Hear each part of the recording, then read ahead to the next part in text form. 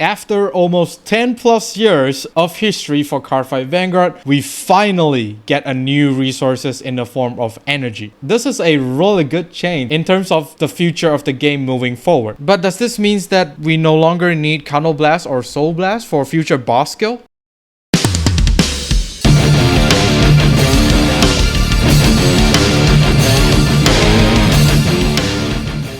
This video is sponsored by Phoenix Pharos Cards. If you need supplies of singles or splits for Cardfight Vanguard, especially the ones in the video, do check out Phoenix Pharos Cards today, and as a bonus, use the promo code MetaNerd to get an amazing 5% discount. And with that being said, let's get on with the video. Greetings YouTube, welcome back to the MetaNerd channel. I am Marcus, bringing you another video for Cardfight Vanguard Wheel Dress. In this video, we'll be going through the new resource that was introduced going into the year 2024, which is the DivineZ era. After only playing with Counterblast as well as Soul Blast for God knows how long, we are finally given a new resources to play with, which is energy. The way energy works is a little bit different than Soul as well as Counterblast. We will be gaining Soul naturally by riding from the right deck as well as any other Soul Charge skill. Counterblast is based on how much damage the opponent is dealing you with, or you just no guard all the way and boom, you have 5 damage to work with. Energy works slightly different than Counterblast and Soul Blast, and I think it's pushing the game into a new directions, which I am very happy with. Without further ado, let's take a look at what the energy does as well as the impact of energy for the game as an overall. So for the energy generator is basically a crest which will be included in the right deck, meaning of course the right deck will have 5 cards in total without any additional skills. So the energy generator has a total of 4 skills. A few of them are just restrictions. Auto right deck, when you ride, put this card into the crest zone, and if you went second, energy charge 3. Second, continuous, you may have up to 10 energy. Auto, at the beginning of your ride phase, energy charge 3. Active once per turn, cost energy blast 7 and draw a card. So like I said, this card is basically a new form of resources other than Counterblast and Soul Blast. You will automatically gain this crest the moment you ride from grade 0 to grade 1. Please keep in mind to get this crest the moment you ride into grade 1. It might take a little bit of time to get used to. Just remember to gain this crest, otherwise it's going to be very hindering, especially if your whole deck is revolving around the energy cost skill. You will be getting 3 energy if you are going second, which is very nice, and of course every turn after that you will be getting 3 energy, but going second gets an additional 3 energy is super nice if of course you do have a lot of cards that is dependent on you spending that energy as soon as possible, especially if the energy cost skill is very impactful for the whole winning image of the deck. This resource is something that the opponent will not be able to deny. Unlike Counterblast, it's actually super nice, and it does put emphasis on decision making in terms of whether or not you would want to spend energy, as well as the opponent needs to consider the amount of energy that you will have access to the next turn. You can have up to 10 energies at one time, which does encourage you to use at least 3 energy per turn to get the maximum value out of those energy gain every turn. At the moment, we only have that one skill to energy blast 7 to draw a card, which is a really nice generic skill for now. So with the introduction to energy generator out of the way, I think you should know that this is a really nice change for the game as an overall, and of course the impact of this energy generator is not really something you should be ignoring. The overall impact for energy generator inside this deck is that it adds some complexity to the game other than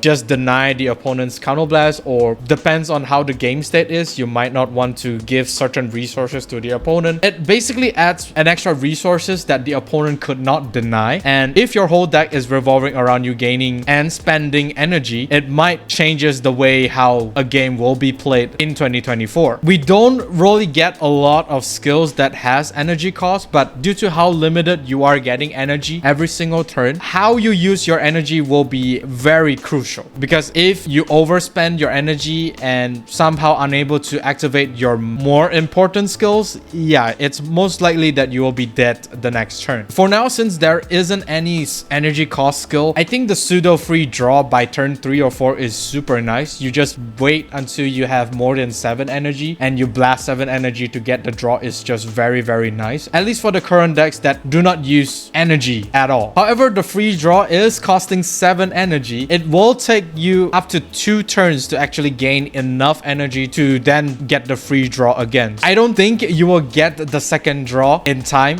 because at the moment Cardfight Vanguard games usually end by turn 4 or 5. So unless there is other generic skills that cost energy, for the moment this is only what the typical deck will be getting. A little bit sad, but it is what it is. One other thing in regards to the addition of energy is that it might not be easy for newcomer to get into the game and of course pick up the game really fast, because there's a lot of aspect of Vanguard that a newcomer needs to master, and with this being added on top of all those aspects, it might not be easy for newcomers to master the game. My suggestion is to just get the new starter decks next year and you just start learning from there. You could either refer to content creators that been creating content for Vanguard, or you can just ask a more experienced player to teach you the game. With the energy being in the mix for Cardfight Vanguard, it basically opens up a lot of skill design, skill cost, as well as interaction, and of course there's a lot more to go for designing energy as cost for the skills. I'm very excited. As for the cards that will have energy cost to them, we have one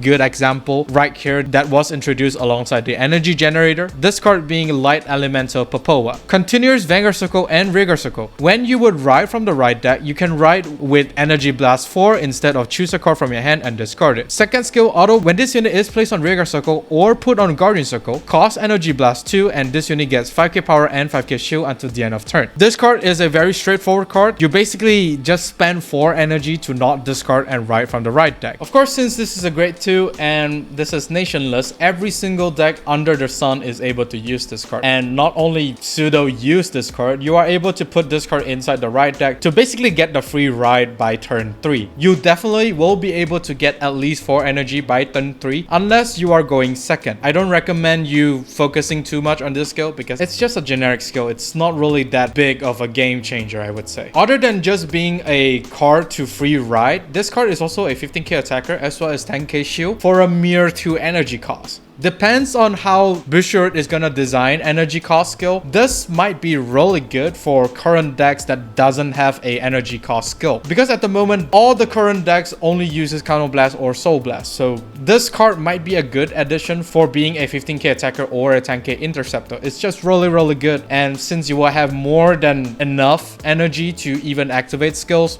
yeah, you might as well just use it on this. But for the newer decks that will be introduced next year, this card might go out of fashion really quickly, depends on how the deck is. For now, it's really good, but it will slowly fade out of relevancy when more energy cost skill is revealed starting 2024. Not bad design, I would say. And that is all for this video. Do let me know down in the comment section of what do you think of the whole energy generator. I think it's a really good addition, and it would make the whole game much more interactive as well as more competitive. It's a really strong word, but I sincerely hope that with this addition, it will make the whole game go into a much more better environment. I sincerely hope that way. Do like and subscribe if you like this video, and of course during the bell notification icon so that you don't miss a video I upload. With that being said, I'll see you all on the field.